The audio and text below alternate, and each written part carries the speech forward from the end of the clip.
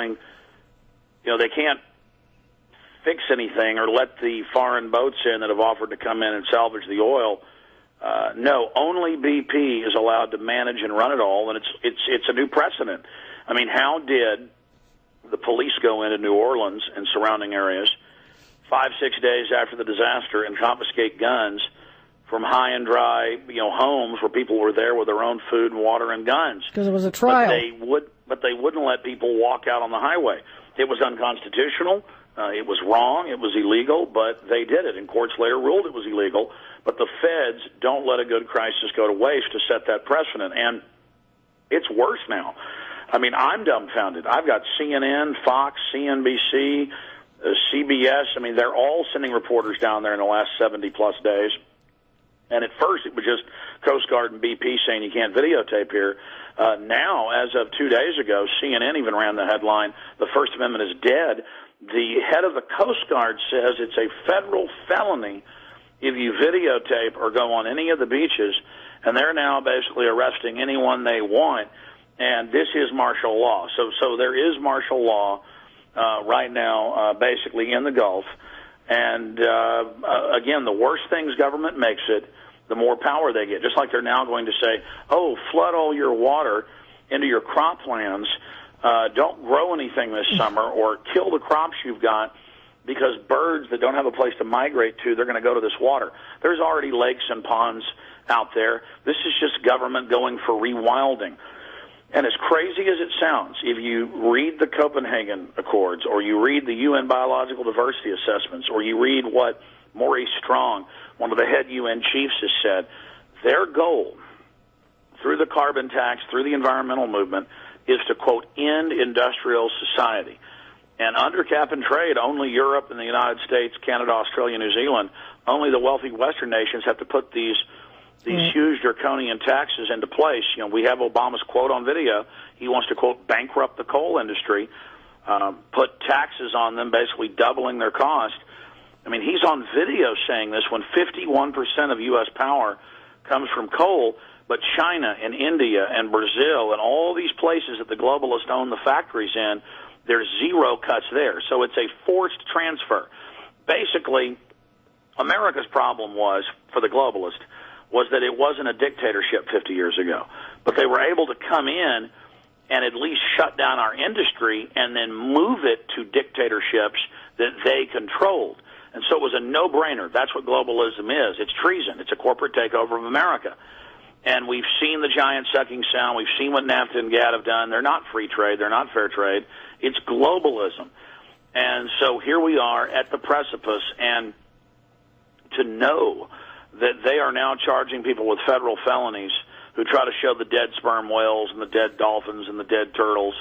And BP is hiring mainly its subsidiaries or subsidiaries of Goldman Sachs and J.P. Morgan that are big owners in the company, along with the Queen of England, who just spoke in New York today. Mm-hmm. They are basically laundering the money, the emergency money, and some of the federal money that's being spent through their subsidiaries. So they're losing money with one hand but making it in another.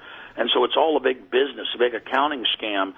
And so that's why millions and millions and millions, I saw a CNN piece where they showed $25 million worth of rock that the local engineers in Louisiana had called for. They're the experts on their waterways, where they wanted to put this jetty up so that it didn't block the estuaries, but to where it basically bottlenecked it, where they could have suckers at one point, and so they could channel the big waves that are coming in and gather that oil. And the EPA said, no, fish and dolphins might die, when it's the opposite. It's to save them. And so it's the religion of government that they're allowed to say who can make money. They're allowed who can have a business. You have to have them wave their magic wand to see if you can wipe your nose or do anything.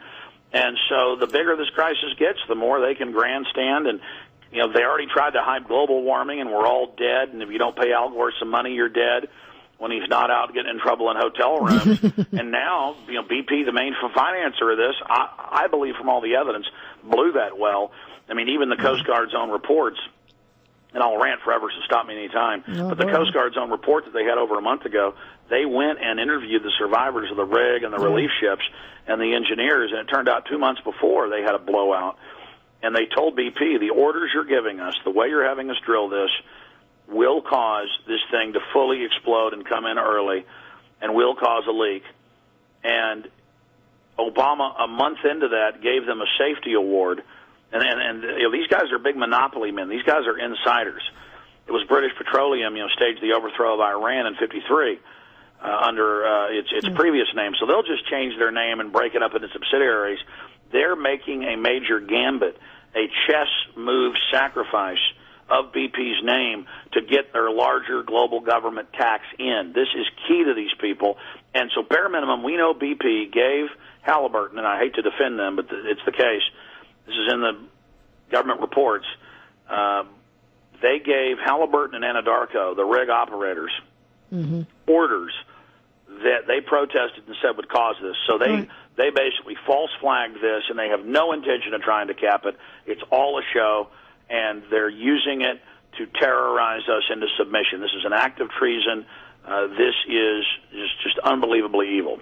Well, what's horrifying to me, firstly, anybody who is concerned about the environment and even who buys into the global warming hypothesis, which of course you and I know to be a folly, hell, those emails alone should have proved it. But even assuming you do, cap and trade does absolutely nothing for the environment anywhere. It is except increase pollution. It all goes to China. Right. It all goes to India and Mexico, where they have zero cap and trade, more carbon dioxide, but more of all of these supposedly toxic gases, and some of them actually are toxic on the list. Very good point. It actually increases the amount of pollution. But again, it's just amazing. Well, it is. And you mentioned India, of course. We wiped out a whole town there in cap and trade. And I know you're aware of that as well. So clearly it does nothing but screw up the economic reality. And start to finish, that's all this is. You take a look at what has gone on in the Gulf and you start to research it and you discover that, not only a safety award, but Obama gave him a pass on a lot of the safety requirements and waived some things here and there and whatever. And then this is the guy who stands up and says, I'm going to give you a bill that will fix it. Hell, if they followed protocol on how it should have been, we wouldn't have this problem. And then, of course, the minute we do have the problem, as you well know, it is as if everything involved has been to exacerbate the effect of this. And the worst to me, as bad as the oil is, Alex, and you're probably on the same page, Corexit is the evil empire incarnate in a chemical. Now it's over 1.5 million gallons, and they're spraying it on the beach and everywhere else. I mean, that's why almost all of the people from Exxon Valdez are dead. Yes. Because the same chemicals were used, and what their average life expectancy of Exxon Valdez is 51 years. Yeah, 51, yeah. And we were up in Valdez, my favorite pizza in Valdez, and no-name pizza. But in any event, we were there talking to some of those people. And yes, 51 is an accurate age, and they don't report the fact that these guys are dying, sometimes heart attack, a lot of autoimmune and other things. I don't think anybody's come away clean from that, and it's the dispersants. It's not the oil. And when we look at what's going on with the South, and I mean, you're in Austin, you're as the as the crow flies, you're not all that far. I'm much more worried about the Corexit 9500 than any amount of oil. Well, we've seen a lot of videos, and where there's smoke, there's fire. I've seen literally dozens and dozens of videos showing rain in New Orleans and Houston and other areas out of that hurricane that went right through all that oil, that 150-plus million gallons out there, and the 1.5 million gallons of Corexit, and you see the video where it just shows that rainbow oil sheen, and then the media says, well, oil doesn't evaporate into the sky, but I went and did the research. Once you spray the Corexit on there, once you spray these other dispersants on there, then that causes the oil to break up and accelerates the off-gassing of all of the benzene and the other chemicals. And so,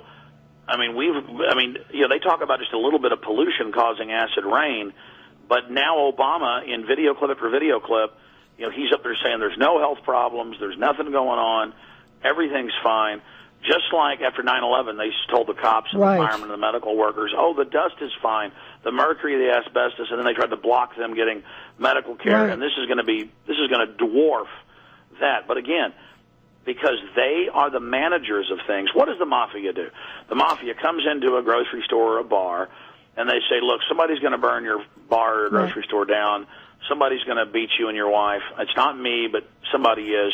If you don't pay me protection money and let my cousin manage your bar. Right. And then in 2 or 3 years, they run up debts in the business owner's name.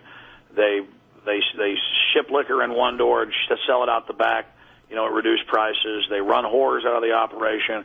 They do everything else.